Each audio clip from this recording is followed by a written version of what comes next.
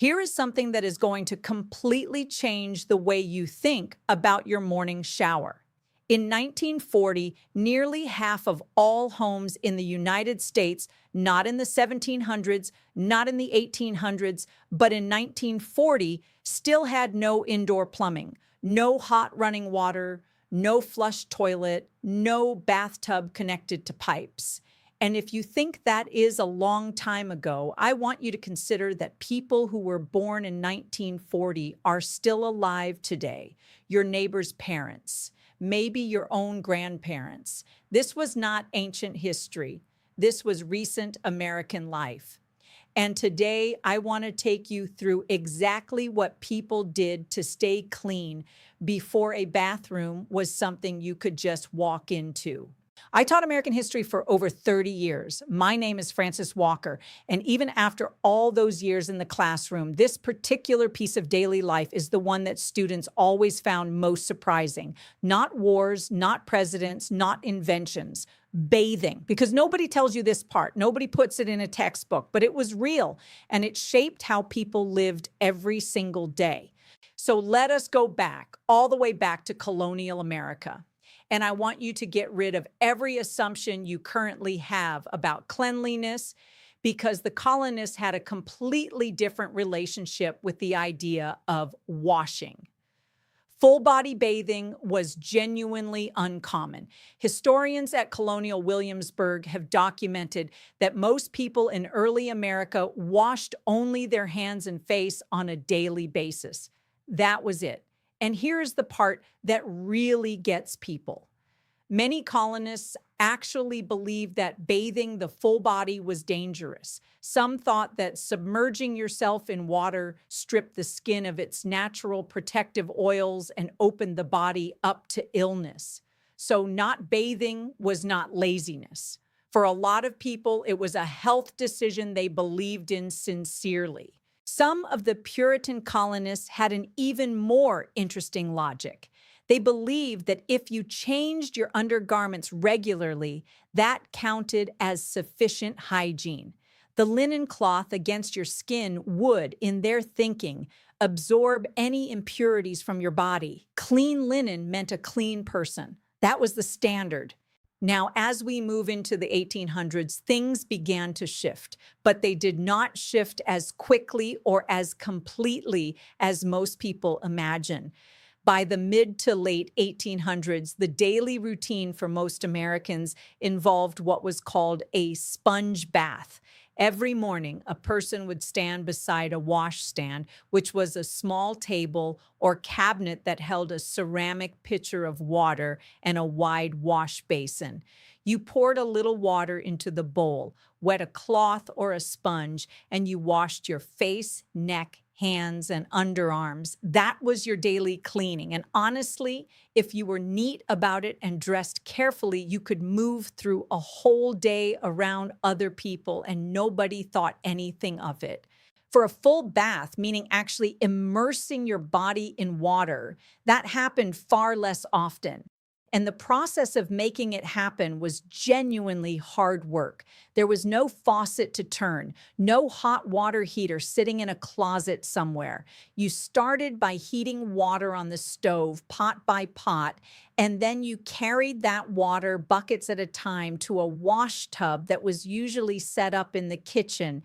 The kitchen made the most sense because that was where the stove was, which meant it was the warmest room in the house.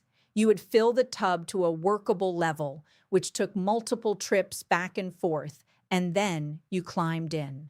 Now, here is where it gets really interesting. And this is the part my students always had the hardest time believing. In most households, that same tub of water was used by the entire family. One tub, one fill, one family. The order was typically father first, then mother, then the children from oldest to youngest. By the time the last child got in, the water had been used by everyone who came before them. It was darker, it was cooler, it was considerably less pleasant. Some historians believe this is actually where the expression "don't throw the baby out with the bathwater" comes from, because by the time you got to the baby, the water was so murky you had to be careful. Whether or not that is the true origin, what is not debatable is that this was genuinely how bathing worked in an ordinary American home. And when did this full bath happen? Almost always on Saturday night. This was not coincidence. Saturday night was chosen deliberately because Sunday was church, and you wanted to arrive clean and presentable for the Lord's Day. The Saturday night bath became so embedded in American culture that it remained a weekly ritual in many households well into the 20th century. You did not bathe because you felt like it. You bathed because Sunday was coming. The soap used in these baths was not something you bought in a pretty wrapper at a store. It was made at home, usually from two things that most families had access to: wood ash and animal fat. You leached water through a barrel of wood ash to create lye, and then you boiled that lye with lard or other saved animal fat until it thickened and set. The result was a strong, rough bar of soap that did the job but was nothing gentle. It was purely functional. Now, let me tell you about what happened at night, because this is another piece of the story that tends to make modern people uncomfortable. When you did not have an indoor toilet, you had two options after dark. You could walk outside, sometimes in the cold, sometimes in the rain, to an outhouse that was a separate wooden structure built over a hole in the ground. Or you used a chamber pot, which was essentially a ceramic bowl kept under the bed or in a cabinet in the bedroom. That chamber pot was carried outside and emptied every morning. This was part of daily life for most American families for a very long time. Here is the piece that I always saved for the end of this lesson because it puts everything in perspective. When we talk about how hard life was without indoor plumbing, most people assume we are talking about the 1700s or the early 1800s. But the United States Census Bureau tracked this, and the numbers are stark. In 1940, 45% of all American households still lacked complete plumbing.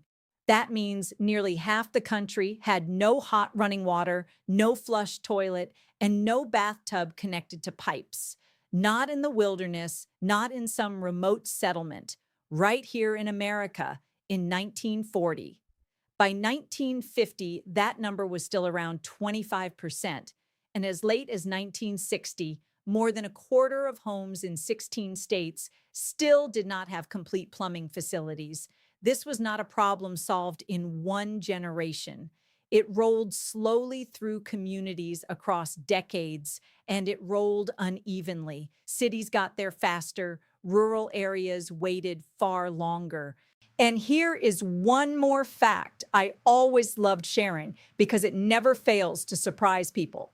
The White House, the home of the President of the United States, did not get its first indoor plumbing until 1833. And it did not have a permanent bathroom with actual hot and cold running water until 1853 under President Millard Fillmore. Before that, even the family living in the most famous house in America was heating water on a stove and using portable tin tubs. When I think about all of this now, 30 years after I first taught it, what strikes me is not how primitive it sounds. What strikes me is how much effort it took just to be clean.